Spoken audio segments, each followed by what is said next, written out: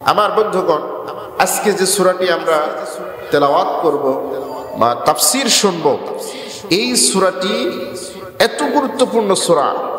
কোরআনুল কারীমের মধ্যে 114টি সূরা রয়েছে। এই 114টি সূরার মধ্যে সর্বশ্রেষ্ঠ সূরার নাম হচ্ছে সূরাতুল ফাতিহা। চিৎকার দিয়ে বলেন সুবহানাল্লাহ।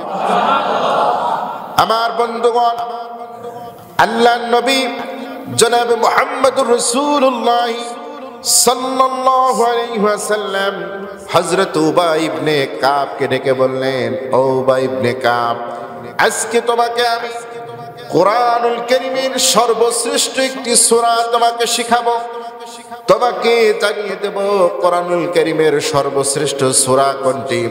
হযরত উবাই ইবনে কাব বললেন, ইয়া রাসূলুল্লাহ, ইয়া হাবিবাল্লাহ, কোরআনুল কারীমের সেই সর্বশ্রেষ্ঠ সূরা কোনটি আমাকে জানায় দেন। আল্লাহর নবী বললেন, কোরআনুল কারীমের সর্বশ্রেষ্ঠ সূরার নাম হচ্ছে সূরাতুল ফাতিহা। জোরে বলেন সুবহানাল্লাহ। যে সূরাতুল ফাতিহা আমরা প্রত্যেক নামাজে তেলাওয়াত করি, এই সূরার নাম হচ্ছে সূরাতুল ফাতিহা। আল্লাহর নবী বললেন, ও উবাই ইবনে কাব, এই সূরার মতো এত দামি সূরা, এত মর্যাদাপূর্ণ সূরা পৃথিবীতে আর নাই। সুবহানাল্লাহ। আল্লাহর নবী বলেন, শোনো ভাই, আল্লাহ রাব্বুল আলামিন কোরআনুল কারীমের মধ্যে যে সূরাতুল ফাতিহা দিয়েছেন, এই সূরাতুল ফাতিহা এত মর্যাদাবান সূরা, এত সম্মানিত সূরা, এত ফজিলত আর বারাকাতপূর্ণ সূরা। আল্লাহ রাব্বুল আলামিন এত ফজিলত, এত বরকতপূর্ণ সূরা তাওরাত, জাবুর, ইনজিল, ফুরকান, এই চারটা যে আসমানি কিতাব আল্লাহ রাব্বুল আলামিন এই পৃথিবীতে মোট 104খানা আসমানি কিতাব পাঠিয়েছেন। তার মধ্যে সর্বশ্রেষ্ঠ গ্রন্থ হলো 4টি, সবচেয়ে বড় কিতাব হলো 4টি। এই 4টি গ্রন্থের মধ্যে তাওরাত, জাবুর, ইনজিল, কোরআন। আল্লাহর নবী বলেন, তাওরাত, জাবুর, ইনজিল অল ফুরকান। কোরআনের অপর নাম হচ্ছে ফুরকান। কোরআনের অপর নাম। আল্লাহর নবী বললেন, এই 4টা গ্রন্থের মধ্যে শুধুমাত্র কেবলমাত্র কোরআনের মধ্যে সূরা ফাতিহাতে রয়েছে। আর সূরা ফাতিহার মতো এত মর্যাদাপূর্ণ সূরা আর কোন কিতাবে নাই। সুবহানাল্লাহ। তাওরাতেও নাই, জাবুরেও নাই, ইনজিলের মধ্যে নাই, কোরআনের মধ্যে সূরা ফাতিহা ব্যতীত আর নাই। সুবহানাল্লাহ। এত মর্যাদাপূর্ণ। আমার বন্ধুগণ, হযরত জিবরিল আমিন বিশ্ব নবীর কাছে আসলেন, এসে বললেন, ইয়া রাসূলুল্লাহ, ইয়া হাবিবাল্লাহ, আপনার কাছে আজকে এমন একটি সূরা অবতীর্ণ করা হবে যেই সূরার নাম হচ্ছে সাবউল মাসানি। সাবউল মাসানি মানে হলো বারবার সপ্তক আয়াত বিশিষ্ট যে সূরা, সেইটাকে বারবার পঠিতব্য, যে সপ্তক আয়াত বিশিষ্ট বারবার পঠিতব্য একটি সূরা আপনার কাছে নাজিল করা হবে। সাবউন মানে কত? 7। সাবউন মানে কত? 7। কোরআনে সূরা ফাতিহার মধ্যে আয়াত আছে কয়টি?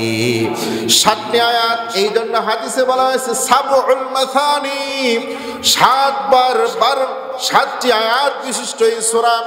আর এই সূরাটি বারবার পঠিত হবে, বারবার পাঠ করা হবে, এই জন্য নাম সাবউল মাসানি। হযরত জিবরিল আমিন বলেন, ইয়া রাসূলুল্লাহ, ইয়া হাবিবাল্লাহ, আপনার কাছে একজন ফেরেশতা অবতীর্ণ হচ্ছে। এই মাত্র আল্লাহর আসমানে দরজাটি খোলা হলো। ওই আসমানের যে দরজাটি খোলা হলো আজকে, এই দরজাটি ইতিপূর্বে কোনোদিন এই দরজাটি খোলা হয় নাই। আবার কিয়ামত পর্যন্ত কোনোদিন এই দরজাটি আর খোলা হবে না। আজকে যে ফেরেশতা এখান থেকে আসতেছেন, আর কোন ফেরেশতা এখান দিয়ে আর জীবনে কোনোদিন আসবে না। ওই ফেরেশতা আজকে আপনার জন্য একটি সূরা আল্লাহর পক্ষ থেকে নিয়ে আসবেন।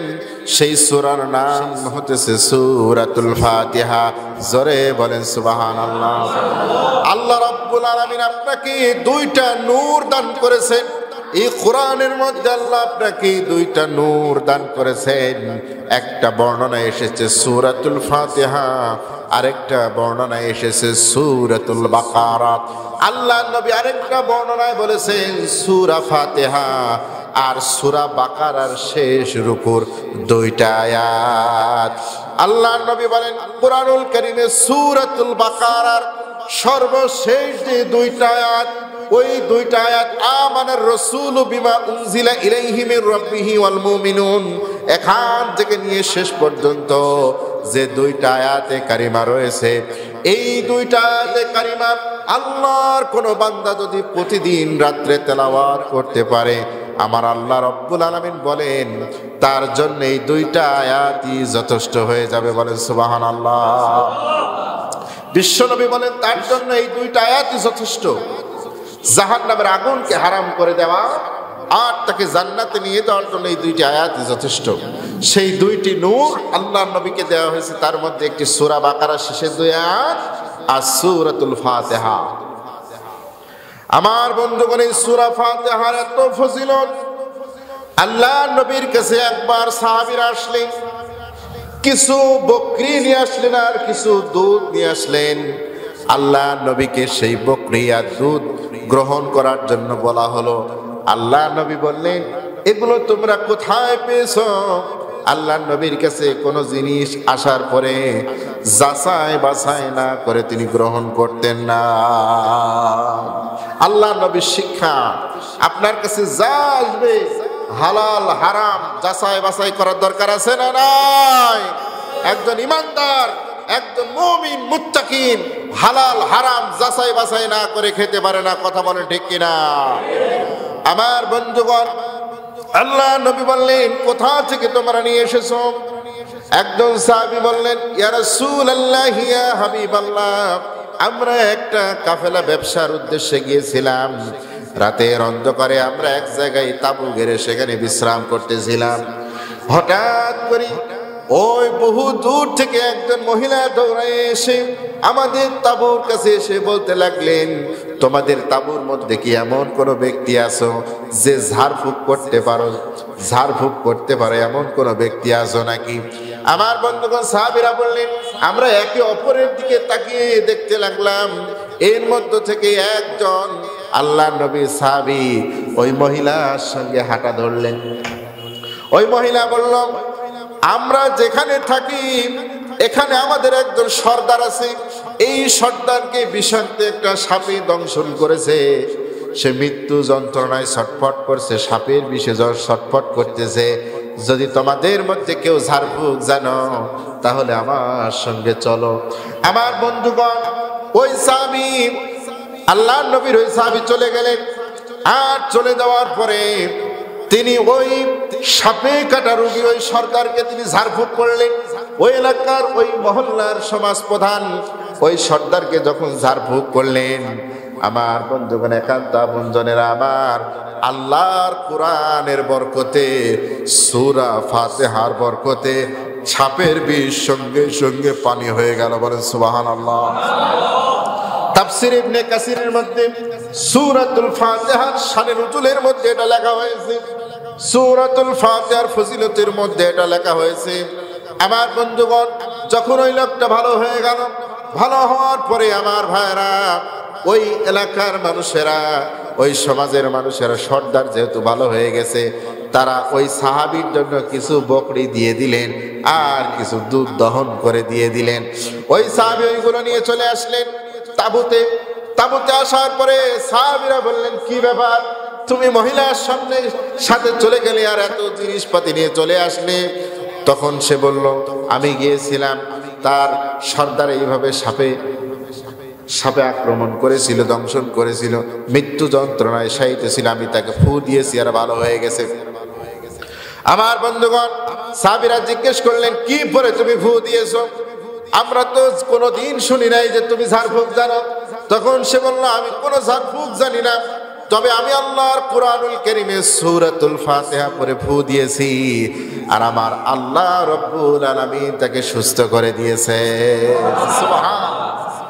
আমার বন্ধুগণ, আমাদের কাছে মসজিদের ইমাম সাহেবদের কাছে আলেমদের কাছে যখন কোনো ছোট্ট বাচ্চা এরপরে কোনো মানুষ ভয় পাওয়ার কারণে অথবা কোনো সমস্যার কারণে যখন আপনারা পানি পড়তে আসেন, যখন ফু নিতে আসেন, আমরা সর্বপ্রথম যেটা পড়ি সেটা হলো সূরা ফাতিহা। কারণ এই সূরাতুল ফাতিহার আরেকটা নাম হচ্ছে সূরাতুশ শিফা। সুবহানাল্লাহ। আরোগ্য লাভের সূরা। সুনান ইবনে মাজার মধ্যে একটি হাদিস এসেছে, সেখানে বাবু ইস্তিশফা, আরোগ্য লাভের অধ্যায়, সেখানে বলা হয়েছে দাওয়াইল কোরআন, সবচেয়ে বড় দাওয়া হচ্ছে আল্লাহর কোরআন। চিৎকার দিয়ে বলেন সুবহানাল্লাহ। আল্লাহর কোরআনের প্রভাব মর্যাদা আছে না নাই? ক্ষমতা আছে না নাই? আমার আল্লাহ রাব্বুল আলামিন বলেন, লাউ আনজালনা হাযাল কুরআন আলা জাবালিন লারাআইতাহু খাশি'আন মুতাসাদ্দিআন মিন খাশিয়াতিল্লাহ ওয়া তিলকাল আমসালু নাদরিবুহা লিন-নাসি লাআল্লাহুম ইয়াতাফাক্কারুন। আমার আল্লাহ সূরাতুল হাশরের মধ্যে বলেন, এই কোরআন যদি আমি পাহাড়ের উপরে নাযিল করতাম, বিশাল ওই পাহাড় কাঁপতে কাঁপতে ভয়ে ভীত হয়ে সে চূর্ণ বিচূর্ণ হয়ে মাটির সাথে সে ধুলো হয়ে মিশে যেত। চিৎকার দিয়ে বলেন না আল্লাহু আকবার, লিল্লাহি তাকবীর, লিল্লাহি তাকবীর। আমার বন্ধুগণ, এই কোরআন এত মর্যাদাপূর্ণ, এত ভারী। আমার আল্লাহ রাব্বুল আলামিন আবার বলেন, আল্লাহ তাআলা বলছেন, ইন্না আরাদনাল আমানাতা আলাস সামাওয়াতি ওয়াল আরদি ওয়াল জিবালি ফাআবাইনা আইয়াহমিলনাহা ওয়া আশফাকনা মিনহা ওয়া হামালাহাল ইনসান। আল্লাহ তাআলা বলেন, এ কোরআন আমি আসমানকে বললাম, আসমান তুমি নাও। আসমান বলে না। আল্লাহ তাআলা এই কোরআনের যে মর্যাদা, এই মর্যাদা আমি রক্ষা করতে পারবো না। আসমান জানতো কোরআন যদি গ্রহণ করি কেমন ভাবে সম্মানিত হবে, কেমন ভাবে সে সম্মানিত হবে। কারণ কোরআন যারা ধারণ করে, কোরআনের সঙ্গে যারা থাকে, তাদের সম্মান আছে না নাই? কিন্তু যদি কোনদিন কোরআনের সঙ্গে বেয়াদবি হয়ে যায়, আমি আসমান ধ্বংস হয়ে যাব, এই চিন্তা করে আসমান বলেছে না, আমি নিতে পারবো না। জমিনকে যখন আমার আল্লাহ বললেন, জমিন তুমি নাও, জমিন বলল না, আমি নিতে পারবো না, আমার পক্ষে এই ক্ষমতা আমার নাই। এরপর আল্লাহ পাক পাহাড়কে বললেন, পাহাড় তুমি নাও, পাহাড় বলল না, এত ক্ষমতা এত শক্তি আমার নাই। এরপরে আল্লাহ রাব্বুল আলামিন বললেন, ওয়াশফাকনা মিনহা ওয়া হামালাহাল ইনসান। হামাল মানে বহন করা। ওর গর্ভবতী উটকে বলা হয় হামিল, মানে গর্ভবতী গর্ভবতী উট। আল্লাহ তাআলা ওয়া হামালাহাল ইনসান, এই কোরআনকে বহন করার জন্য হামালাহাল ইনসান, সর্বশেষ মানুষেরা রাজি হয়েছে। জোরে বলেন সুবহানাল্লাহ। আর যখন মানুষেরা রাজি হয়েছে, ওই মানুষের মর্যাদা আল্লাহ তাআলা বাড়িয়ে দিয়েছেন। ঠিক কিনা বলে? যারা এই কোরআনের পাখি, কোরআন থেকে যারা তাফসীর করেন, কোরআন থেকে যারা কথা বলেন, তাদের মর্যাদা, তাদের ভালোবাসা মানুষের অন্তরে আছে না নাই? এই কোরআনের তাফসীর কারক আল্লামা দেলাওয়ার হোসেন সাইদি রাহিমাহুল্লাহ, তার ভালোবাসা মানুষের অন্তরে আছে না নাই? মুফতি আমির হামজা কুষ্টিয়া ইসলামী বিশ্ববিদ্যালয় আমার বড় ভাই, তার ভালোবাসা মানুষের অন্তরে আছে না নাই? ডক্টর মিজানুর রহমান, আপনার কাছে একজন ফেরেশতা অবতীর্ণ হচ্ছে। এই মাত্র আল্লাহর আসমানে দরজাটি খোলা হলো। ওই আসমানের যে দরজাটি খোলা হলো আজকে, এই দরজাটি ইতিপূর্বে কোনোদিন এই দরজাটি খোলা হয় নাই। আবার কিয়ামত পর্যন্ত কোনোদিন এই দরজাটি আর খোলা হবে না। আজকে যে ফেরেশতা এখান থেকে আসতেছেন, আর কোন ফেরেশতা এখান দিয়ে আর জীবনে কোনোদিন আসবে না।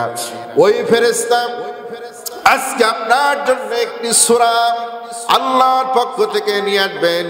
সেই সূরার নাম হতেছে সূরাতুল ফাতিহা। জোরে বলেন সুবহানাল্লাহ। আল্লাহ রাব্বুল আলামিন আপনাকে দুইটা নূর দান করেছেন। এই কোরআনের মধ্যে আল্লাহ আপনাকে দুইটা নূর দান করেছেন।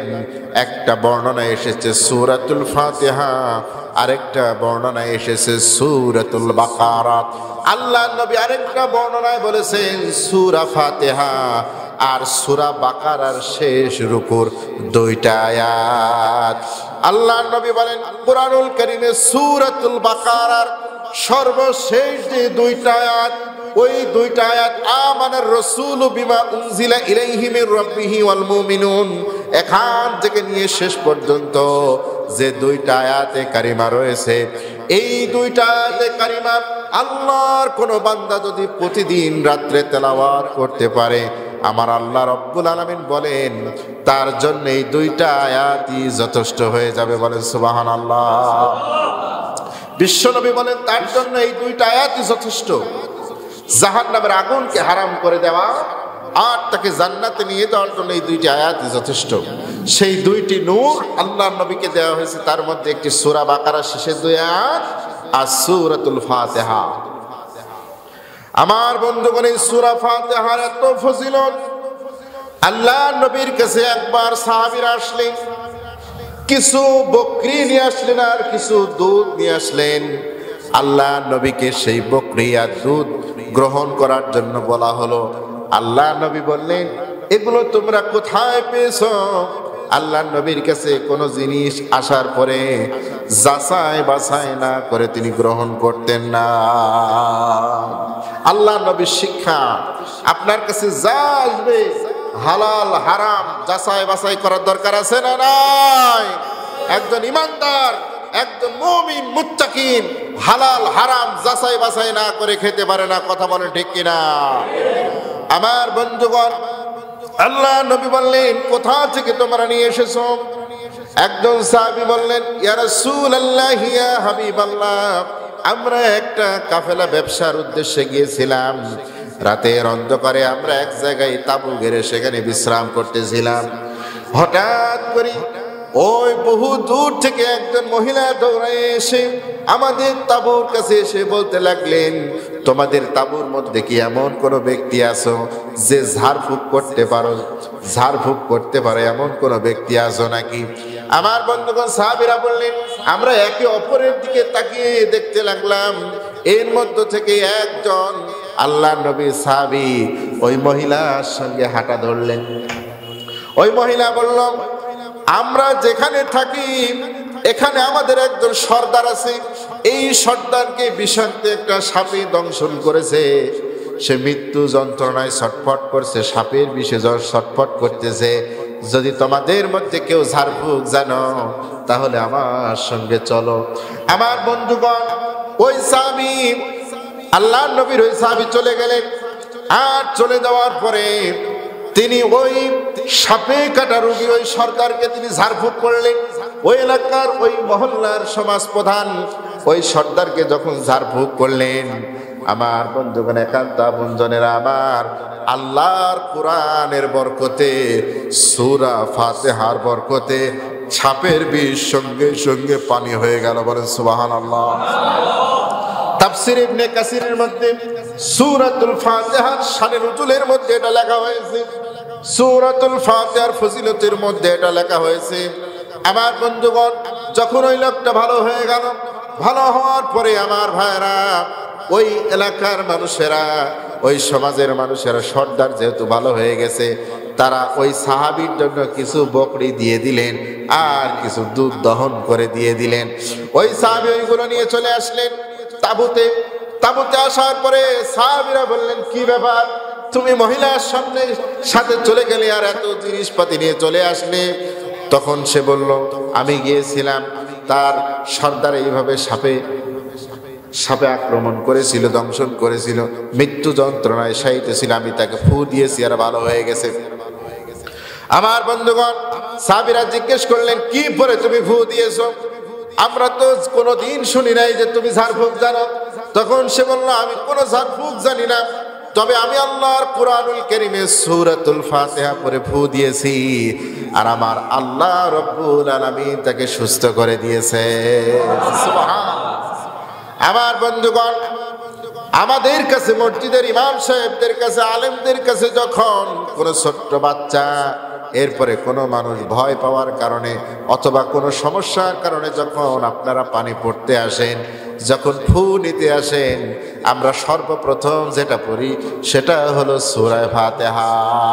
কারণ এই সূরাতুল ফাতিহার আরেকটা নাম হচ্ছে সূরাতুশ শিফা। সুবহানাল্লাহ। আরোগ্য লাভের সূরা। সুনান ইবনে মাজার মধ্যে একটি হাদিস এসেছে, সেখানে বাবু ইস্তিশফা, আরোগ্য লাভের অধ্যায়, সেখানে বলা হয়েছে দাওয়াইল কোরআন, সবচেয়ে বড় দাওয়া হচ্ছে আল্লাহর কোরআন। চিৎকার দিয়ে বলেন সুবহানাল্লাহ। আল্লাহর কোরআনের প্রভাব মর্যাদা আছে না নাই? ক্ষমতা আছে না নাই?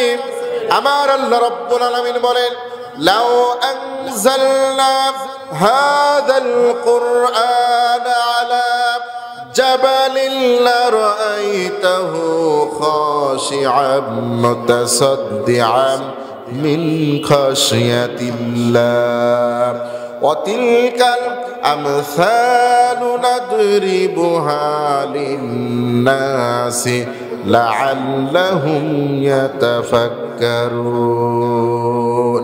আমার আল্লাহ সূরাতুল হাশরের মধ্যে বলেন, এই কোরআন যদি আমি পাহাড়ের উপরে নাযিল করতাম, বিশাল ওই পাহাড় কাঁপতে কাঁপতে ভয়ে ভীত হয়ে সে চূর্ণ বিচূর্ণ হয়ে মাটির সাথে সে ধুলো হয়ে মিশে যেত। চিৎকার দিয়ে বলেন না আল্লাহু আকবার, লিল্লাহি তাকবীর, লিল্লাহি তাকবীর। আমার বন্ধুগণ, এই কোরআন এত মর্যাদাপূর্ণ, এত ভারী। আমার আল্লাহ রাব্বুল আলামিন আবার বলেন, আমার আল্লাহ তাআলা বলছেন, ইন্না আরাদনাল আমানাতা আলাস সামাওয়াতি ওয়াল আরদি ওয়াল জিবালি ফাআবাইনা আইয়াহমিলনাহা ওয়া আশফাকনা মিনহা ওয়া হামালাহাল ইনসান।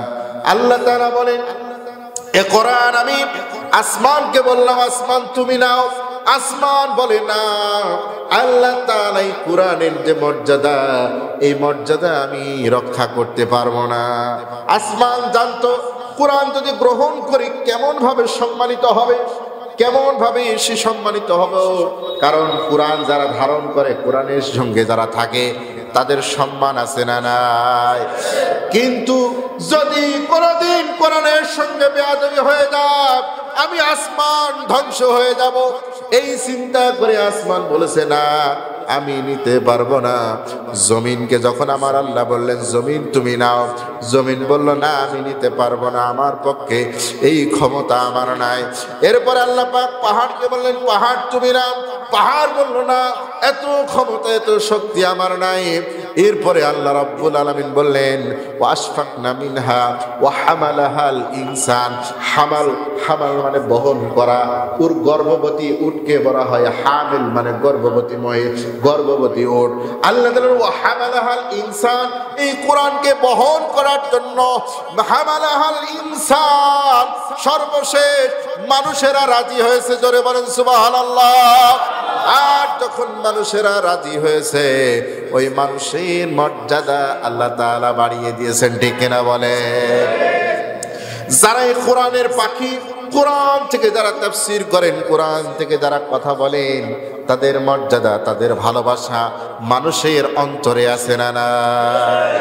এই কোরআনের তাফসীর কারক আল্লামা দেলাওয়ার হোসেন সাইদি রাহিমাহুল্লাহ, তার ভালোবাসা মানুষের অন্তরে আছে না নাই? মুফতি আমির হামজা কুষ্টিয়া ইসলামী বিশ্ববিদ্যালয় আমার বড় ভাই, তার ভালোবাসা মানুষের অন্তরে আছে না নাই? ডক্টর মিজানুর রহমান, ডক্টর জাকির নায়েক, যারা কোরআনের কথা বলে, তাদের ভালোবাসা মানুষের কাছে আছে না নাই?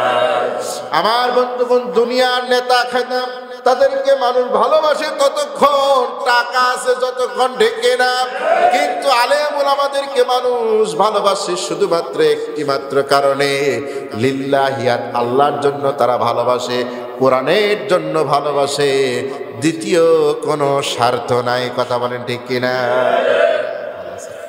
আমার বন্ধুগণ, তাহলে যে কথা বলছিলাম, আল্লাহর নবী জনাবে মুহাম্মদুর রাসূলুল্লাহ সাল্লাল্লাহু আলাইহি সাল্লামের কাছে তারা যে দুম্বা, তারা যে বকরি আর যে দুধ নিয়ে এসেছিল, আল্লাহর নবী যখন তাদের কাছে ওই ঘটনা, সমস্ত ঘটনা শুনলেন, সাহাবীরা বললেন, দুধ নিয়ে এসেছো, ঠিক আছে, কিন্তু এটা আমরা গ্রহণ করব না, চলো নবীজির কাছে যায়।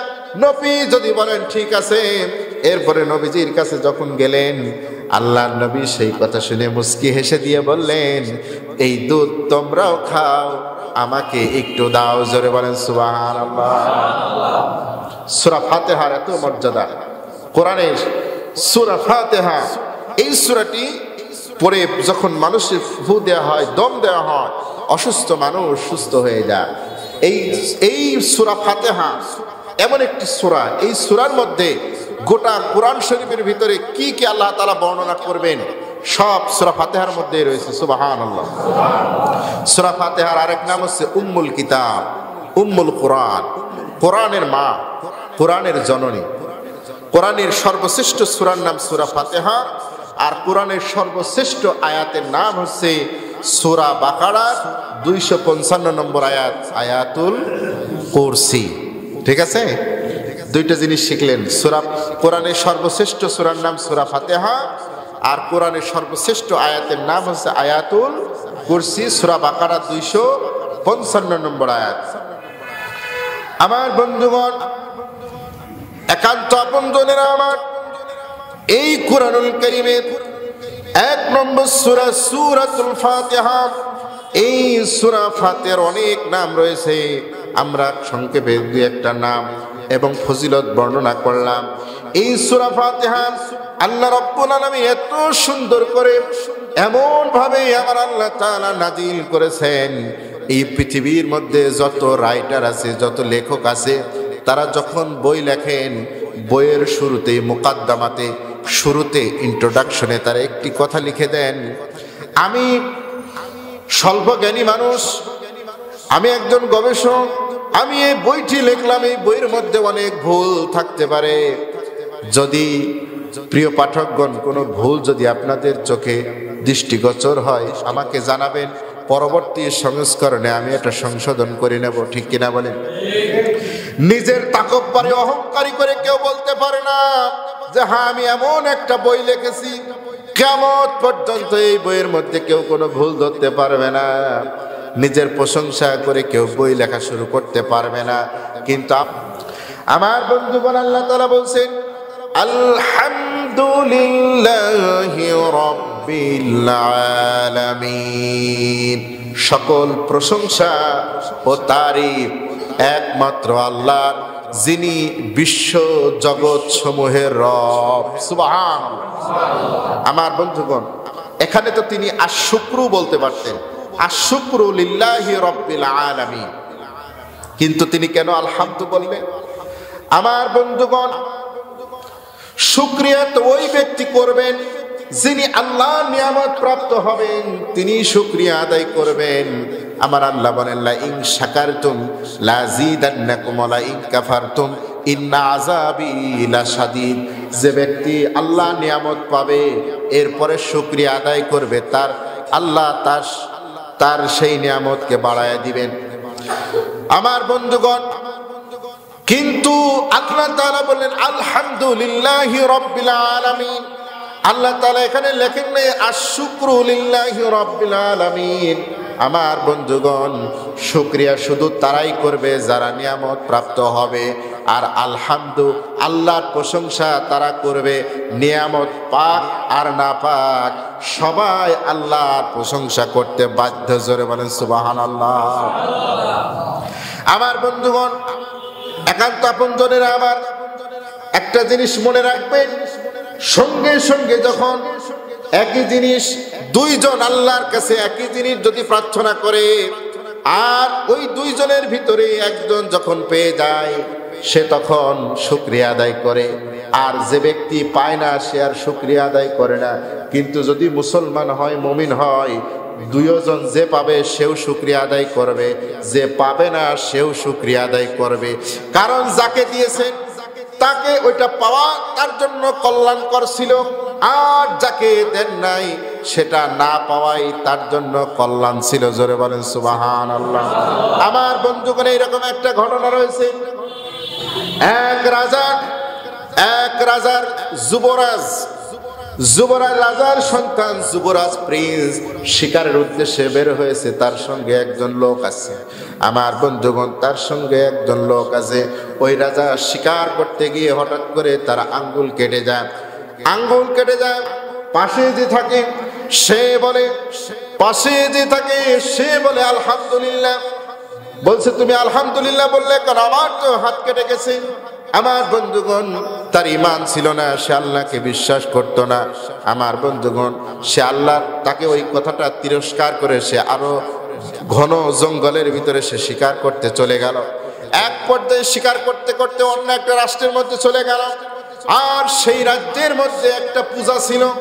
ওই পূজার নিয়ম ছিল যে ওই সময়ে এমন একজন নিখুঁত ব্যক্তিকে তারা বলি দিবে, বলির পাঠা বানাবে, যার শরীরের মধ্যে কোনো খুঁত নাই।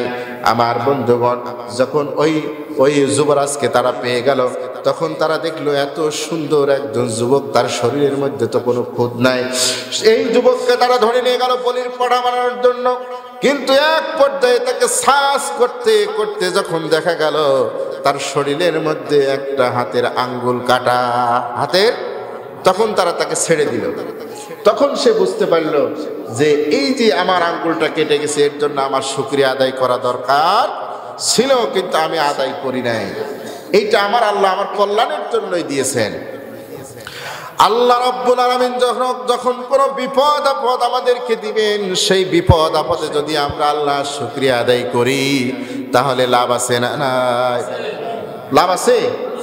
আমার বন্ধুগণ, আল্লাহর নবী জনাবে মুহাম্মদুর রাসূলুল্লাহ সাল্লাল্লাহু আলাইহি ওয়াসাল্লাম একদিন তিনি মজমায়, একদিন তিনি জালসায় তিনি শিখালেন যে বিপদ আপদ মুসিবত যাই হোক না কেন, তোমরা সব সময় আল্লাহর প্রশংসা করবে, আলহামদুলিল্লাহ বলবে। কারণ আল্লাহ নবী বলছেন, আফজালুদ দুআই আলহামদুলিল্লাহ, সবচেয়ে বড় দোয়া হচ্ছে আলহামদুলিল্লাহ।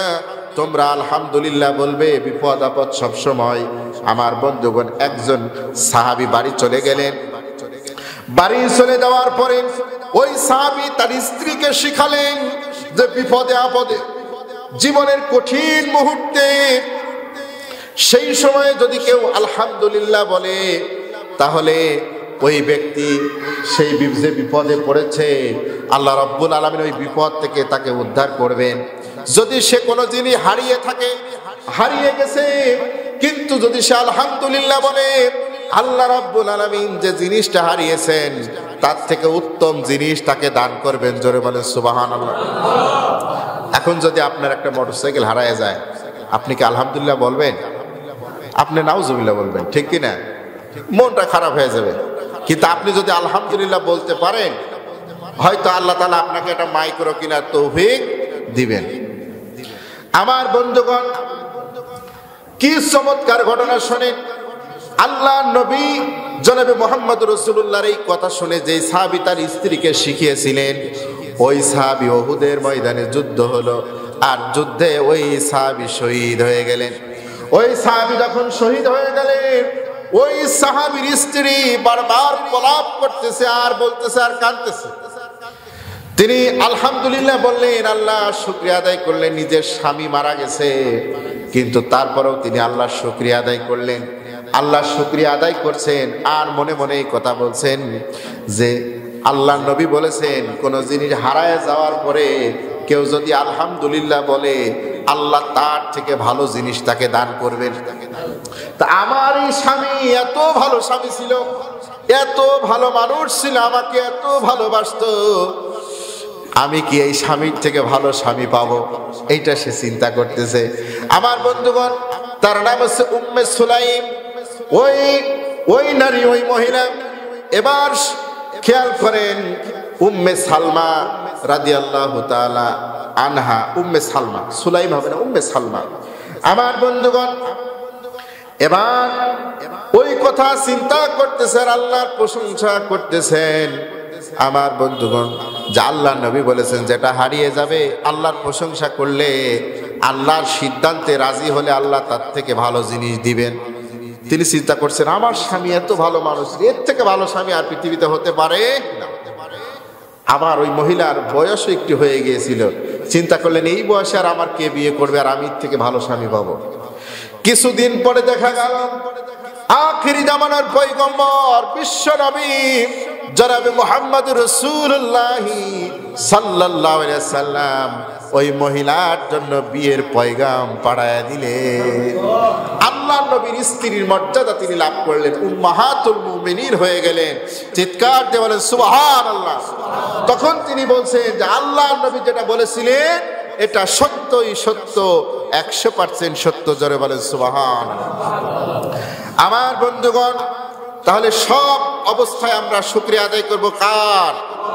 আল্লাহর নবী বলেন আল্লাহর যে সমস্ত বান্দারা সর্ব অবস্থায় আল্লাহ শুকরিয়া আদায় করে, আল্লাহ সুবহানাহু ওয়া তাআলা ওই সমস্ত বান্দাদের জন্য জান্নাতের মধ্যে একটা ঘর বানাবেন। সেই ঘরের নাম হচ্ছে বাইতুল হাম, প্রশংসার ঘর। ওই ঘরটা আল্লাহ রাব্বুল আলামিন তার প্রশংসাকারী বান্দাদেরকে উপহার দিবেন। জোরে বলেন সুবহানাল্লাহ। যারা আল্লাহর প্রশংসা করে তাদেরকে ওই ঘরটা উপহার দিবেন। তো ওই ঘরটা দুনিয়ায় মানুষেরা যে সমস্ত ঘর বানায় তার থেকে খারাপ হবে, কোমা হবে না ভালো হবে? বলে অনেক চমৎকার সে ঘরটা হবে। যারা আল্লাহর প্রশংসা সব সময় করে তারা পাবে। 2 নম্বরে আল্লাহ তাআলা বলেন আর রহমানির রহিম, পরম করুণাময় আর তিনি অত্যন্ত দয়ালু। এখানে আল্লাহ তাআলা 2টি সিফাতি নাম এখানে ব্যবহার করা হয়েছে, একটা হচ্ছে রহমান, আরেকটা হচ্ছে রহিম। আমার বন্ধুগণ, আল্লাহ রাব্বুল আলামিন কিয়ামত এই দুনিয়াতে এই 2টা নামের উসিলায় এই দুনিয়াতে যারা মুসলমান, যারা কাফের, যারা হিন্দু, যারা খ্রিস্টান, বৌদ্ধ, আল্লাহ সবাইকে সমানভাবে রিজিক দান করতেছেন। কথা কোন ঠিক কিনা? অনেক সময় দেখা যায় যে মুসলমানদের থেকে কাফেররাই অনেক সুখ শান্তি আরাম আয়েশ এই পৃথিবীতে ভোগ করতেছে, ঠিক কিনা বলেন? কিন্তু আল্লাহ রাব্বুল আলামিন আখিরাতের ময়দানে তিনি শুধু তার নাম থাকবে, তিনি রহিম, আল্লাহর সেই নাম থাকবে।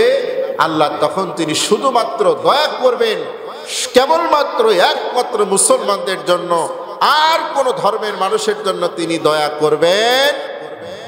দয়া হবে, আল্লাহর দয়া শুধু তারাই পাবে যারা ঈমানদার। তারা কখন? আখিরাতে। সম্মানিত উপস্থিতি, একান্ত আপনজনে আমার, আল্লাহ কত দয়ালু, কত দয়ালু। আল্লাহর নবী বলেন, বুখারী শরীফের হাদিস 3000 নম্বর হাদিস, আল্লাহর নবী জনাবে মুহাম্মদুর রাসূলুল্লাহ বলেন, আমার বন্ধুগণ একটু মনোযোগ দিয়ে শোনেন, আল্লাহ রাব্বুল আলামিন তিনি যে রহমত, তিনি যে রহমান, তিনি যে দয়ালু, আল্লাহ তার দয়াকে, আল্লাহ তার মায়াকে সৃষ্টি করলেন। আর সৃষ্টি করার পরে আল্লাহ পাক এটাকে 100টা ভাগ করলেন, 100 খণ্ডে ভাগ করলেন। করার পরে আল্লাহ পাক 99টা খণ্ড তার নিজের কাছে রেখে দিলেন। আর মাত্র একটা খণ্ড মিনান নাসি ওয়াল জিন্নি ওয়াল হাওয়াইম ওয়াল বাহাইম, এই পৃথিবীতে যত মানুষ, যত জিন, যত কীট পতঙ্গ যা কিছু আছে সব কিছুর মাঝে আল্লাহ পাক 1 ভাগ দিয়ে আল্লাহ তাআলা সবার মাঝে বন্টন করে দিয়েছেন। আল্লাহর কাছে আছে কয় ভাগ? 99 ভাগ। আর সমস্ত পৃথিবীর মানুষকে কয় ভাগ দিয়েছেন? 1 ভাগ। এই 1 ভাগ রহমতের ঠেলায় আজকে আমরা কত কিছু করতেছি। আমার সন্তান যদি আজকে অসুস্থ হয়, জ্বর আসে, আমরা সারা রাত জেগে থাকি, ঠিক কিনা বলেন?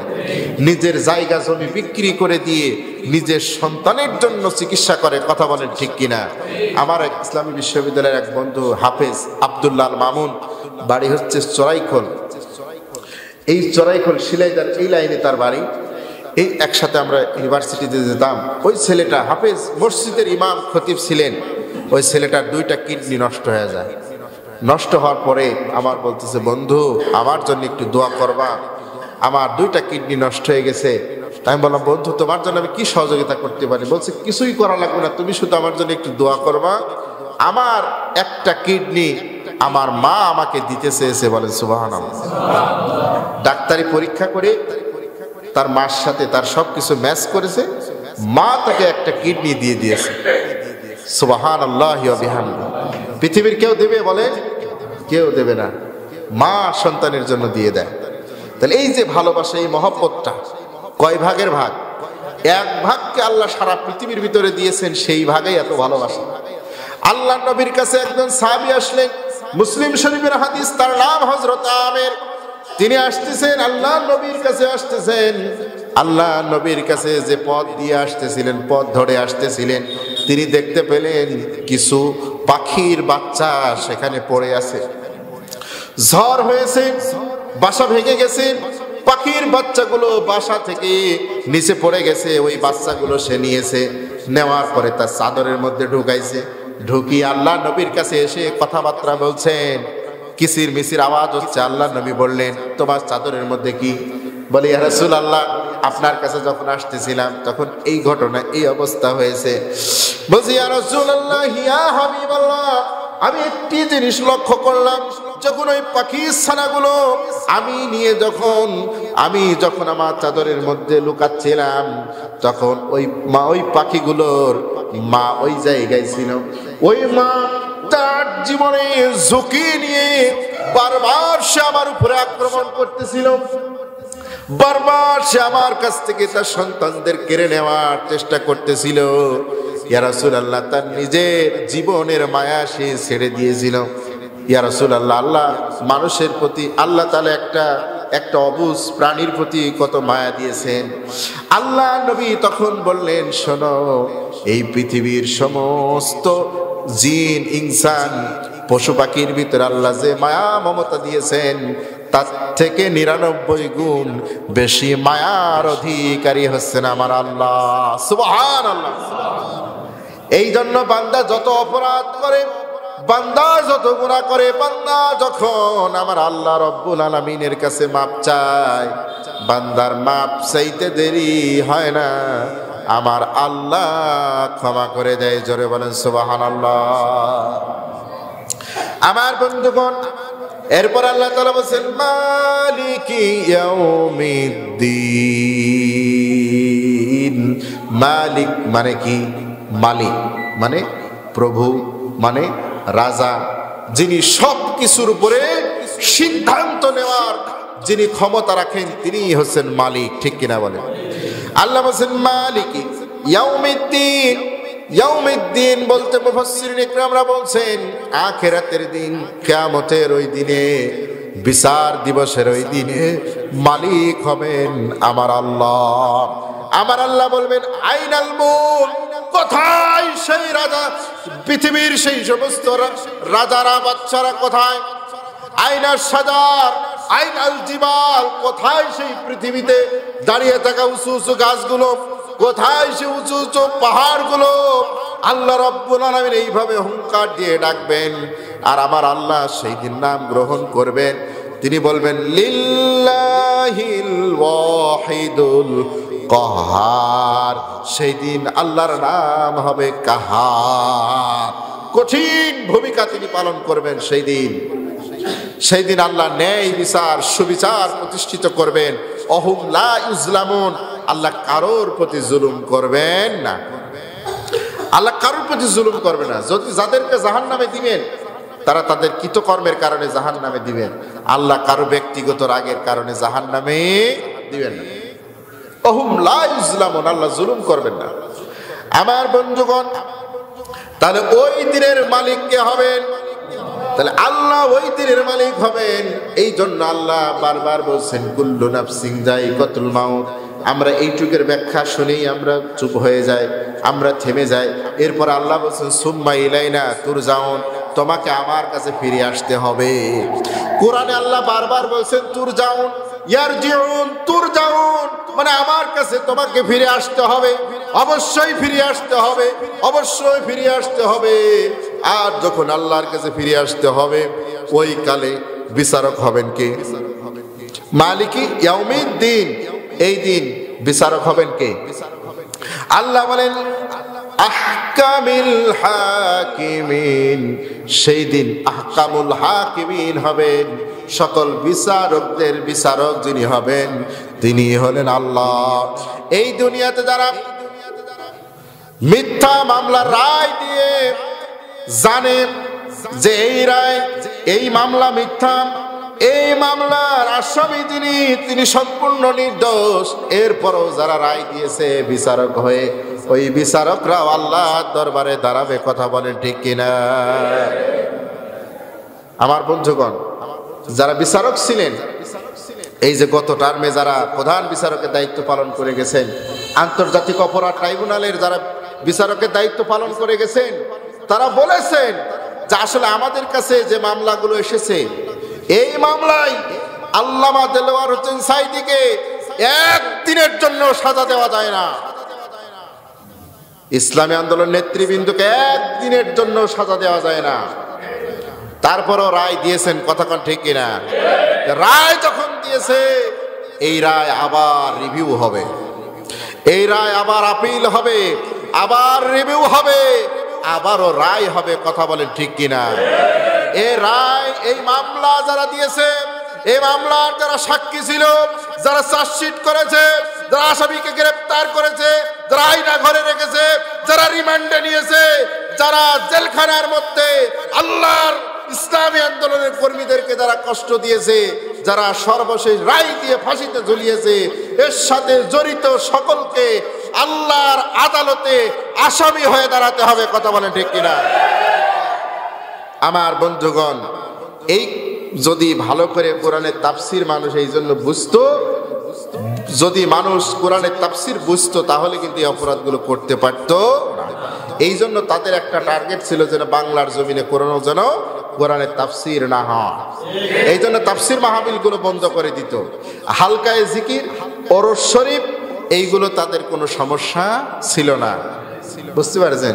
ওই ইজতেমার ময়দানে কোন দল কখন, কোন দল কবে, কয় তারিখে ইজতেমা করবে, কোন দলের কখন মোনাজাত হবে, সেইগুলো সরকার তাদের সাথে বসে শিডিউল করে দিত। আর এই বাংলার জমিনে যারা কোরআনের হক কথা প্রচার করত, তাদের কথা বলা বন্ধ ছিল। কথা বলেন ঠিক কিনা? আমার বন্ধুগণ, একান্ত আপনজনের আমার, এরপরে কোরআনুল কারীমের সূরা ফাতিহার ভিতরে আল্লাহ তাআলা বলেছেন ইয়্যাকা না'বুদু ওয়া ইয়্যাকা নাস্তাঈন। আল্লাহ তাআলা একমাত্র তোমার ইবাদত করি এবং তোমার কাছে সাহায্য চাই। সাহায্য চাই কার কাছে? ইবাদত করি কার? আল্লাহ। আল্লাহ তাআলা আমাদেরকে আল্লাহর ইবাদত করার জন্য সৃষ্টি করেছেন। আল্লাহ রাব্বুল আলামিন আইয়ুহান নাসু উবুদু রাব্বাকুমুল্লাযী খালাকাকুম ওয়াল্লাযীনা মিন ক্বাবলিকুম লাআল্লাকুম তাত্তাকুন। আল্লাহ তাআলা সূরা বাকারার মধ্যে বলছেন, হে পৃথিবীর মানুষেরা, ইয়া আইয়ুহান নাস, হে পৃথিবীর মানুষেরা, তোমাদেরকে আমি সৃষ্টি করেছি আমার ইবাদত করার জন্য। শুধু তাই নয়, তোমাদের পূর্ববর্তীদেরকেও আমি আল্লাহ সৃষ্টি করেছি আমার ইবাদত করার জন্য। সুবহানাল্লাহ। আমাদেরকে এবং আমাদের পূর্ববর্তী যারা চলে গেছেন এবং যারা আসবেন, সবাইকে আল্লাহ সৃষ্টি করেছেন কিসের জন্য? আল্লাহর ইবাদতের জন্য। এরপর আল্লাহ বলছেন ওয়ালাকাদ বাআসনা ফি কুল্লি উম্মাতির রাসূলান আনি ইবুদুল্লাহা ওয়াজতানিবুত তাগুত। আল্লাহ তাআলা বলেন, এই পৃথিবীতে আমি যত নবী এবং রাসূল পাঠিয়েছি, সমস্ত নবী আর রাসূলদের কাজ ছিল, মিশন আর ভিশন ছিল মানুষেরা যেন আল্লাহর ইবাদত করতে পারে। করে কিভাবে করবে, তার নিয়ম নীতি পদ্ধতি এইগুলো মানুষকে শেখানোই ছিল ওই সমস্ত নবী আর রাসূলদের কাজ। সুবহানাল্লাহ। আমার বন্ধুগণ, একান্ত আপনজনের আমার। তাহলে ইবাদত করি কার? আল্লাহ। ইবাদত, আমরা নামাজ পড়ি, এটা কি ইবাদত। রোজা করি, ইবাদত। কারণ নামাজ, রোজা এইগুলোর কথা কোরআনে আছে, এই জন্য এইগুলো করি, এইগুলো ইবাদত। কিন্তু রাজনীতি এইটা ইবাদত না। এটা কি ইবাদত? উনি বলছেন না, আসলে রাজনীতিটা ইবাদত। আপনি কিছু মনে করবেন না, এইটা কিন্তু আমাদের বোঝানো হয়েছে যে রাজনীতি এটা অন্য একটা বিষয়।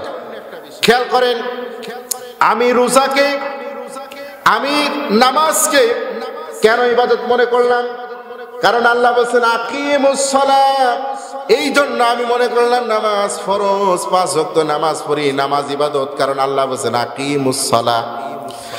আল্লাহ তো বলছেন ওয়াতুজ, কিন্তু আল্লাহ ওই কোরআনেই তো বলেছেন আন আকিমুদ্দিন, আল্লাহর জমিনে আল্লাহর দ্বীন বাস্তবায়ন করো। তাহলে আল্লাহর জমিনে আল্লাহর দ্বীন বাস্তবায়ন করার কথা যদি কোরআনে থাকে, আর আল্লাহ যদি আদেশ করে বলেন তাহলে করো, তাহলে ওইটা করা কি ইবাদত হবে না গুনাহ হবে? ইবাদত হবে। কথা বলে ঠিক কিনা?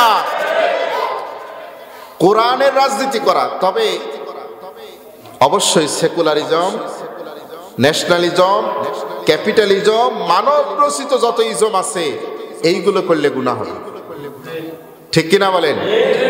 কিন্তু আন আকিমুদ্দিন, যেটা কোরআনে আল্লাহ যে রাজনীতি করতে বলেছেন ওই রাজনীতি করলে ইবাদত হবে, ঠিক কিনা বলেন? এখন কথা হচ্ছে যে আমরা বলতেছি ইয়াকা না'বুদু, আল্লাহ তোমার ইবাদত করি। এখন আল্লাহর ইবাদত নামাজ, রোজা, হজ, যাকাত এবং আল্লাহর রাজনীতিও আছে। কিন্তু আমরা নামাজ, রোজা, হজ, যাকাত এইগুলো আল্লাহর করলাম, আর রাজনীতিটা আল্লাহর বাদ দিয়ে মানসিকতা করলাম, ঠিক কিনা বলেন?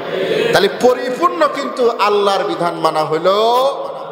আল্লাহ তাআলা সূরা বাকারার ভিতরে বলেন আফাতুমিনুনা বিবাদিল কিতাবি ওয়া তাকফুরুনা বিবাদ, কোরআনের কিছু অংশ মানবা তুমি আর কিছু অংশ মানবা না, সুবিধাবাদ জিন্দাবাদ মুমিন হওয়া যাবে না, ঠিক কিনা বলেন?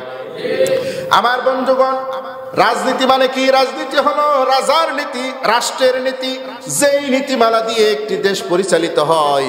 একটি দেশ পরিচালনা করার জন্য আমার বন্ধুগণ দেওয়ানি আইন, ফৌজদারি আইন, তার মানে আইন থাকা লাগে, বিচার ব্যবস্থা থাকা লাগে, কোন অপরাধে কি শাস্তি হবে।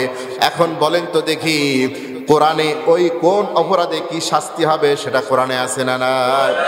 এরপরে আপনি কাকে বিয়ে করতে পারবেন আর কাকে বিয়ে করতে পারবেন না 14 শ্রেণীর মহিলার নাম উল্লেখ করে দিয়ে আল্লাহ তাআলা বলেছেন ওই 14 শ্রেণীর মহিলাকে তুমি বিয়ে করতে পারবা, আর ওই 14 শ্রেণীর মহিলাকে তুমি বিয়ে করতে পারবা না, এ কথাও কোরআনে আছে। তাহলে বিয়ে করার সমস্যাটাও চলে গেল। এরপরে আল্লাহ তাআলা আমার বন্ধুগণ কুরআনুল কারীমের ভিতরে একটা ছেলে একটা মেয়ে তার বাবার সম্পত্তি থেকে, তার মায়ের সম্পত্তি থেকে, চাচার যদি সন্তান সন্ততি না থাকে, মামার যদি সন্তান সন্ততি না থাকে, তাহলে কতটুকু অংশ পাবে? এরপরে মা কতটুকু পাবে, বাবা কতটুকু পাবে, স্ত্রী কতটুকু পাবে? এই যে একটা নীতিমালা, এই আইন কোরআনে আছে না নাই? আমার বন্ধুগণ, এরপরে সমাজে কোন কাজগুলো সৎ কাজ, ভালো কাজ, এই কথা কোরআনে আছে না নাই? এরপরে একটি সমাজ, একটি রাষ্ট্র কি কি কারণে ধ্বংস হয়ে যায় সেই কথাগুলো কোরআনে আছে না নাই? আল্লাহ পাক সূরা মায়েদার ভিতরে বলেন ইন্নামাল খামরু ওয়াল মাইসিরু ওয়াল আনসাবু ওয়াল আজলামু রিজসুম মিন আমালিশ শাইতান। আমার আল্লাহ বললেন শোনো, 4টা কাজ আছে শয়তানের কাজ। একটা হলো মাদক, একটা হলো জুয়া, একটা হলো লটারি, আরেকটা হলো ভাগ্য নির্ণয় করা, ওই যে তীর ধনুক, আরেকটা হচ্ছে আরটি হচ্ছে ওই মূর্তি পূজার বেদী। তাহলে মানুষ যদি কোনো কিছুর কাছে শিরিক করে, আল্লাহর শিরিক করে, সেই সমাজটা ধ্বংস হয়ে যাবে, ঠিক কিনা? আরেকটা হচ্ছে মাদক।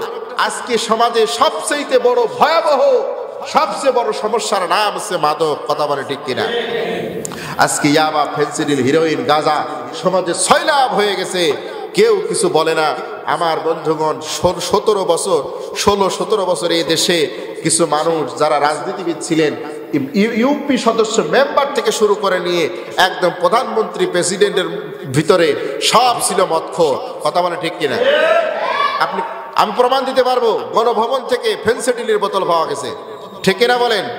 একটা মেম্বার ইউপি সদস্য থেকে একদম গণভবন পর্যন্ত যারা ছিল এরা সব ছিল মাদক কারবারি, মাদকের সম্রাট।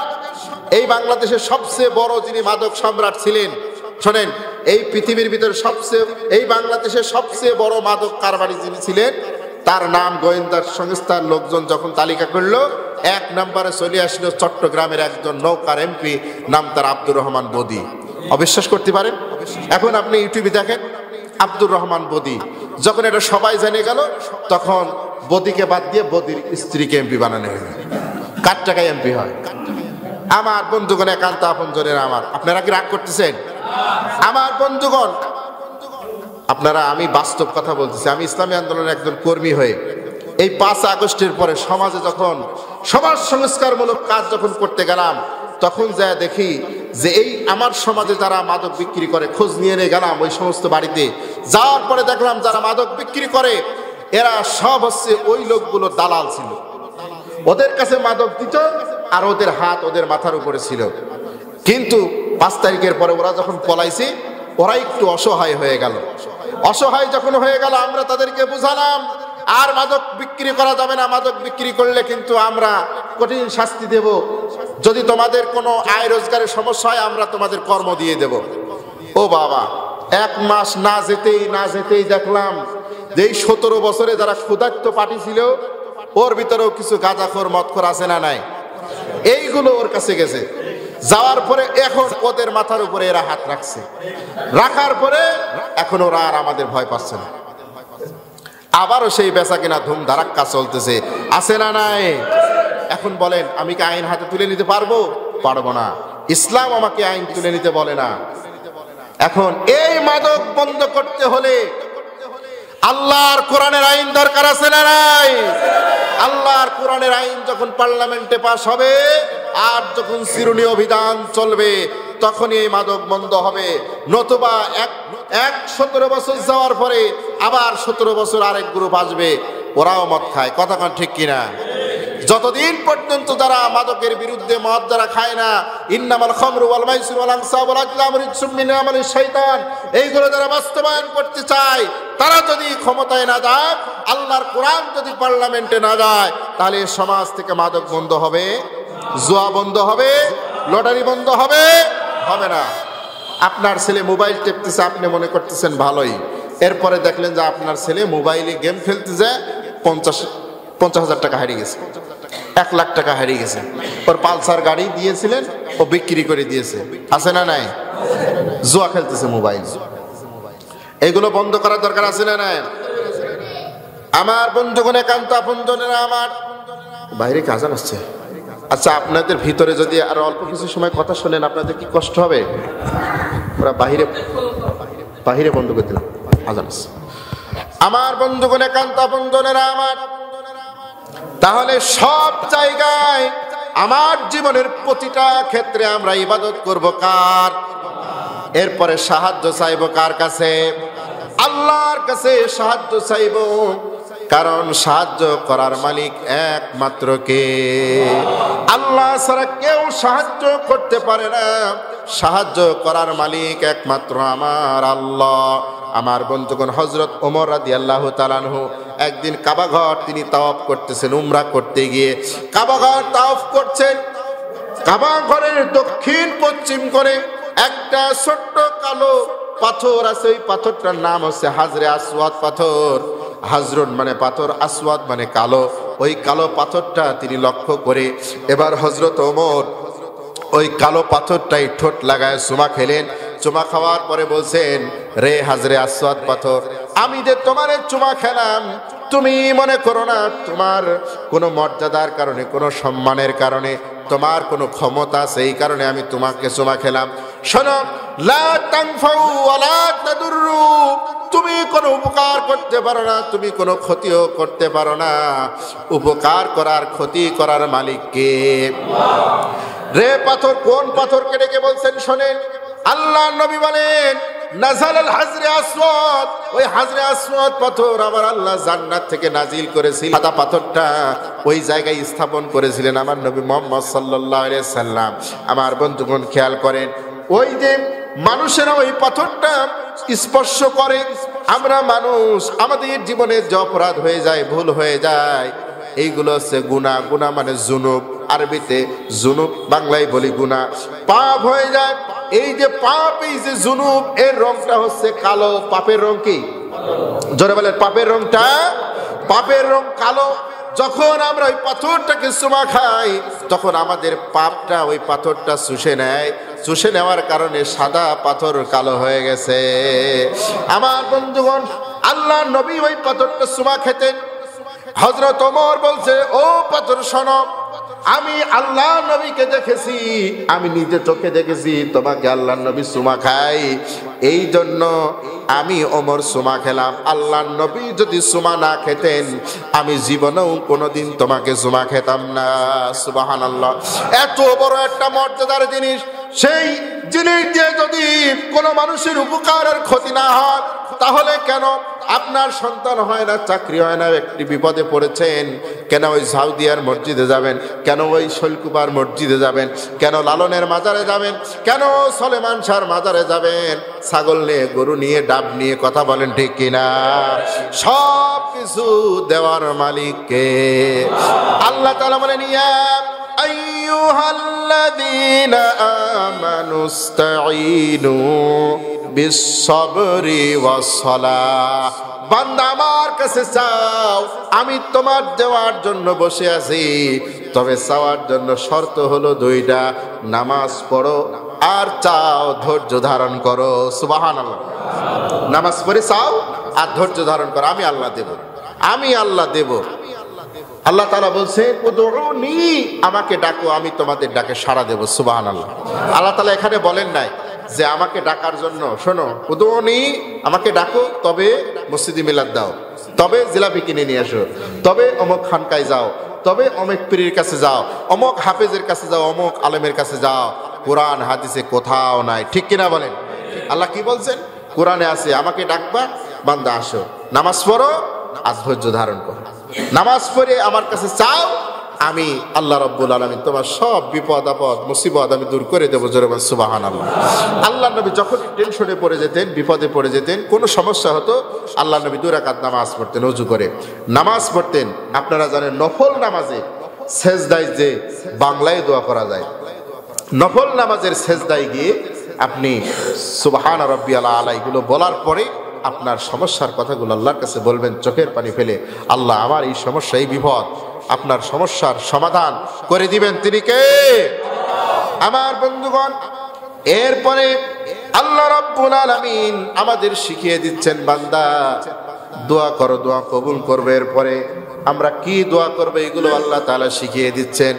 ইহদিনাস সিরাতাল মুস্তাকিম। আল্লাহ তাআলার কাছে আমরা দোয়া করছি, ইহদিনা, হে আল্লাহ আমাদেরকে আপনি সরল সঠিক পথ দান করুন। জোরে বলেন সুবহানাল্লাহ।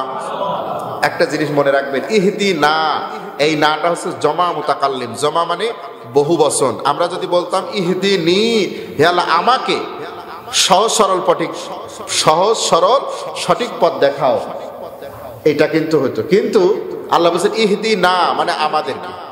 এটা বহু বচন আল্লাহ ব্যবহার করেছেন। তার মানে এই সূরা ফাতিহার ভিতরে যতগুলো দোয়া আছে, এই দোয়ার ভিতরে আল্লাহ তাআলা কয় বচন ব্যবহার করছেন? বহু বচন। তার মানে ইমাম সাহেব যদি সূরা ফাতিহা পড়ে, সমস্ত মুসল্লির জন্য এই দোয়া হয়ে গেল। জোরে বলেন সুবহানাল্লাহ। কারণ আল্লাহ তাআলা কি জানতেন না যে আমার বান্দারা সূরা ফাতিহা দিয়ে নামাজ পড়বে, আর সূরা ফাতিহা ইমাম সাহেব পড়বে, আর এই যে মুক্তাদিরা পড়বে না? তাহলে এখানে যদি ইহদিনি হতো, তাহলে ইমাম সাহেব শুধু তার নিজের জন্য বলতো, আল্লাহ আমার শুধু হেদায়েত আমারে দাও। কিন্তু ইমাম সাহেব কি বলছে? আমাদের দাও। আমাদের মানে কি? ইমাম সাহেবের সাথে আর কারা আছে? মুসল্লি সবাই আছে, ঠিক কিনা বলে? তাহলে এখানে বহু বচন ব্যবহার করা হয়েছে। আবার একটা দোয়া আছে, রব্বির হামহুমা কামা রব্বায়ানি সাগীরা। এখানে কয় বচন আছে জানেন? 1 বচন। তোমার বাপ মার জন্য দোয়া তুমি একাই করো, কিন্তু আমরা ওই দোয়াটা নিজেরা না করি ইমাম সাহেবের কাছে এসে বলি যে হুজুর এই হাদিয়া দিলাম, এই হচ্ছে তহবা দিলাম, আপনি একটু দোয়া করেন। হুজুর বলছে রব্বির হামহুমা কামা রাব্বায়ানি সগীরা, আল্লাহ আমার বাপ মার তুমি রহম করো। বুঝেন, আমার বাপ মার রহম করো। আপনি হুজুরের টাকা দিলেন, হুজুরের হাতিয়া দিলেন, কিন্তু হুজুর দোয়া করছে কার জন্য? হুজুরের বাপ মার জন্য। এটা কিন্তু অর্থ হয় রব্বায়া না বলে নাই, রব্বায়ানি মানে আমার বাপ মার। তার মানে আল্লাহ তাআলা ওই দোয়া দিয়ে বোঝাচ্ছেন যে বান্দা তোমার বাপ মার জন্য তুমি দোয়া করো, আর তুমি দোয়া করলে আমি কবুল করে নেব। সুবহানাল্লাহ। বান্দা তুমি যখন তোমার বাপ মার জন্য দোয়া করবা, তখন তোমার দোয়া আর আমার মাঝে কোনো পর্দা থাকবে না, কোনো পর্দা থাকবে না। তুমি দোয়া করলেই কবুল করবে, আল্লাহ বসে আছেন। আর আপনি আপনার বাপ মার জন্য দোয়া না করে হুজুরের কাছে যাচ্ছেন, তখন হুজুর কোরআনে যেটা আছে ওইটাকে পরিবর্তন করা যায়? যায়। হুজুরের ক্ষমতা আছে? পৃথিবীর কারো ক্ষমতা আছে? আজ গোপন কথা একটা বলে দিলাম, গ্রামারে কিন্তু ওইটাই হবে। গ্রামারে কেউ বলতে পারবে না রব্বায়ানি। যেমন আমি শর্ট করে একটা বলি, আপনারা যখন সকালে পড়েন আল্লাহুম্মা আজিরনি মিনান নার, আল্লাহ আমাকে জাহান্নামের আগুন থেকে বাঁচাও, ওটা যদি বলেন আজির না মিনান নার, তাহলে আমাদের সবাইকে বাঁচাও। কি পড়েন আপনি? আল্লাহুম্মা আজিরনি মিনান নার রব্বায়ানি সগীরা, আল্লাহ আমার বাপ মার তুমি রহম করো। কিন্তু এই জায়গা কি হেদায়েত কার জন্য চাওয়া হচ্ছে? সবার জন্য, ঠিক কিনা? আমার বন্ধুগণ, যখন আমরা আল্লাহর কাছে সবার জন্য দোয়া চাইলাম, আল্লাহর কাছে বললাম আল্লাহ আমাকে ইহদিনাস সিরাতাল মুস্তাকিমের পথটা দেখায় দাও, আমার আল্লাহ বললেন, আল্লাহ রাব্বুল আলামিন বললেন ওয়া আনি'বুদুনি হাযা সিরাতুম মুস্তাকিম, আমার সহজ সরল পথ ওইটা যেটা আমার ইবাদতের পথ। সুবহানাল্লাহ। এই কোরআন মেনে নাও, তাহলেই তুমি সহজ সরল সঠিক পথ পেয়ে যাবে। ফামান তাবিআ হুদায়া ফালা খাউফুন আলাইহিম ওয়ালা হুম ইয়াহজানুন, যারা এই কোরআনকে অনুকরণ করবে তাদের কোনো চিন্তা নাই, তাদের কোনো ভয় নাই। জোরে বলেন সুবহানাল্লাহ। আমার বন্ধুগণ, শয়তানকে আল্লাহ তাআলা যখন জান্নাত থেকে নামায় দিলেন, ইবলিস শয়তান, তখন ইবলিস শয়তান আল্লাহর কাছে চ্যালেঞ্জ করলেন। আল্লাহর কাছে বললেন, আল্লাহ যাদের কারণে, যে বনি আদমের কারণে আমি আজকে জান্নাত থেকে বিতাড়িত হলাম, ওই বনি আদমরা ইহদিনাস সিরাতাল মুস্তাকিমের পথে চলার জন্য তুমি আদেশ করবা, আর আমি ওই ইহদিনাস সিরাতাল মুস্তাকিমের মোড়ে মোড়ে বসে থাকবো, আর বসে থেকে আমি তাদেরকে গুমরা করে বাঁকা পথে নিয়ে যাব। ওরা ইসলামী আন্দোলন করতে চাইবে, কিন্তু আমি ওদেরকে ধোঁকা দেব, ধোঁকা দিয়ে আমি ওদেরকে সেকুলারিজমের দিকে নিয়ে যাব। বলবো এই দল করলে শুধু তোর টাকা দিয়েই দল করা লাগবে, জীবনে কিছুই পাবি না, ওরা কি জীবনে ক্ষমতায় যেতে পারবি, আর তুই একটু এই দলে আয়, একটু মিছিল কর, 2 দিন আমার সাথে থাক, দেখে তোর সব ডাল পানির ব্যবস্থা আমি করতেছি। কথা বল ঠিক কিনা? তোর কি লাগবে সব আমি দেবো, ঠিক কিনা বলেন? আমার বন্ধুগণ, ওই ইহদিনাস সিরাতাল মুস্তাকিমের পথ থেকে একজন যুবককে নিয়ে এইভাবে তার ইহদিনাস সিরাতাল মুস্তাকিমের পথ থেকে তাকে সরাই দেবে, এই জন্য সেখানে বসে আছে। বসে থাকার পরে আল্লাহর কাছে চ্যালেঞ্জ দিয়ে বলছে, আল্লাহ তোমার বান্দাকে আমি সামনে থেকে, তারপরে পিছন থেকে, ডানে থেকে, বাম থেকে, চতুর্দিক থেকে আমি তাকে চতুর্মুখী আক্রমণ করব। একজন ইমানদারকে ইমানের উপরে টিকে থাকা যে কত কষ্ট ভাই, এটা যারা যত বেশি আপনি ইমানের দিকে ধাবিত হবেন তত বেশি বুঝতে পারবেন, যে বাধা কত প্রকার ও কি কি, চতুর্দিক থেকে বাধা। কারণ আপনাকে সত্য কথা বলতে হবে, হারাম কিছু করা যাবে না, হালাল খেতে হবে, সবার সাথে সুন্দর ব্যবহার করতে হবে, আপনার পারিবারিক জীবন, সামাজিক জীবন ত্রুটি মুক্ত রাখতে হবে, নিজের ভাই বোনদের সম্পদগুলো, পিতার সম্পদগুলো ভাই বোনদের সঠিকভাবে দিতে হবে। সমস্ত জায়গায় যখন আপনি ভালো থাকতে চাইবেন, দেখবেন পদে পদে বাধা। কারণ শয়তান আপনাকে কি চতুর্মুখী আক্রমণ করবে। কিন্তু শয়তান বললে কয়মুখী? 4 মুখী আক্রমণ করব। কিন্তু শয়তান জানে না মুখ বা দিক 4টা না, মুখ দিক আরো আছে। আসলে শয়তানের জ্ঞান সীমাবদ্ধ, আর আল্লাহর জ্ঞান হচ্ছে অসীম। জোরে বলেন সুবহানাল্লাহ। আমার আল্লাহ রাব্বুল আলামিন জানায় দিলেন, শয়তান শোনো, ও ইবলিস, তুমি ডান থেকে বাম থেকে সামনে থেকে পিছন থেকে আমার বান্দাকে তুমি আক্রমণ করে তার ঈমান হরণ করার চেষ্টা করবে, তাকে গুনার কাজে লিপ্ত করার